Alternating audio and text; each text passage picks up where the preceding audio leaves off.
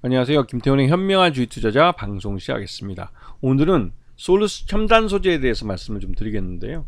이 솔루스 첨단 소재는 예전에 그 두산 솔루스라는 회사가 두산그룹이 구조조정하면서 매각돼 가지고 스카이레이크 쪽에서 인수하면서 이름을 솔루스 첨단 소재로 바꾼 회사입니다. 주로 이제 동박과 전지박 같은 구리를 이용한 2차전지 소재 쪽, 그다음에 통신장비 쪽에 들어가는 그 소재를 만드는 업체죠. 그래서 이 회사가 뭐 전지박 쪽, 2차전지 쪽에 들어가는 전지박 쪽으로는 그러니까 후발주자에 속하는 업체입니다. 그래서 매출 규모는 뭐 그렇게 뭐 아직까지는 크진 않지만 이게 국내로 굉장히 투자가 많이 돼 있죠. 본사는 전북에 있지만 주로 생산하는 전지박과 동박에 대한 이 공장은 헝가리와 룩셈부르크, 캐나다 이런 해외에 있는 회사입니다. 국내에서는 생산을 중단한 상태고요. 그다음에 이 회사의 CEO는 이 진대재 대표라고 스카이레이크 이 CEO와 그다음에 원래 두산솔루스 대표이사를 했던 분이 그 각자 대표로서 이제 역할을 하고 있습니다. 그러면서 이제 진대재 회장 쪽은 자금이나 이런 쪽을 맡고 있고, 이윤석 대표 쪽은 말 그대로 생산을 맡고 있죠. 이 전지박과 동박을 생산하는 거 보면 헝가리에 전지박 공장이 1, 2, 3 공장이 굉장히 크게 있습니다. 그 다음에 캐나다는 지금 짓고 있는 공장이기도 하죠. 그리고 룩셈부르크 동박 공장은 이게 5G 통신 장비 속에 들어가는 그런 구리박을 만드는 그런 공장이기도 합니다. 그래서 이 생산 캐파를 지금 현재보다 향후 5년 동안 한 10배를 늘리겠다고 지금 대규모 투자가 이루어지고 있어서 당분간은 흑자를 내기 좀 굉장히 어려운 상황일 것 같다는 생각이 좀 들기도 합니다. 하지만 이 전지박 쪽, 2차 전지 쪽에 들어가는 이 전지박 쪽 시장이 빠르게 성장하고 있고, 전기차 대중화가 이루어지면서 나름대로 실적이 빠르게 개선될 수 있는 가능성은 있는 회사죠. 지금 매출 내용을 보시게 되면 2천억대에서 2020년 2천억대에서 그 다음에 2021년에는 3,800억, 그 다음에 2022년에는 4,600억을 찍었고요. 그 다음에 올해 1분기는 1,128억을 찍었습니다. 그리고 이런 그 안에서 지금 1분기 때 실적을 보시게 되면 이 전지박과 동박과 전자소재 이쪽에서 이 전지박 쪽, 전기차 2차전지 소재 쪽에 들어가는 이 전지박 쪽이 점점 늘어나고 있는 것을 확인할 수 있습니다. 2분기 잠정 실적이 나왔는데요. 이게 작년 동기 대비해서 굉장히 나쁩니다. 이제 중간에 인플레이션에 대한 우려도 있었고, 그에 따라 국제 구리값이 오른 측면도 있고, 또 전기료가 상승한 측면도 있습니다. 특히 유럽에서 전쟁이 나면서 유럽 쪽 인플레이션이 좀 심한 그런 문제가 있죠. 왜냐면 이 회사 공장이 그 동유럽에서도 제일 가난한 나라에 속한다는 헝가리인데도 불구하고 인플레이션을 피해갈 수는 없었습니다.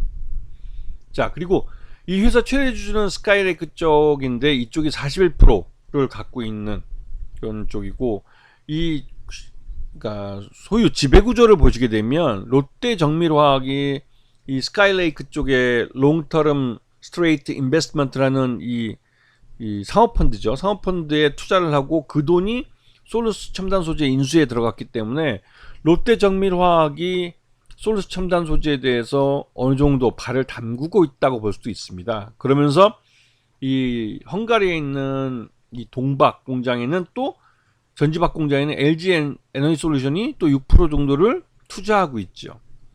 이게 나중에 이제 롯데는 나중에 완전히 이 2차전지 쪽에 일진 머티리얼즈를 인수하면서 이 동박 만드는 이쪽에도 완전히 투자를 했죠. 그래서 아마 2,900억을 어떤 식으로 회수해 갈 가능성이 있는데요, 이제는.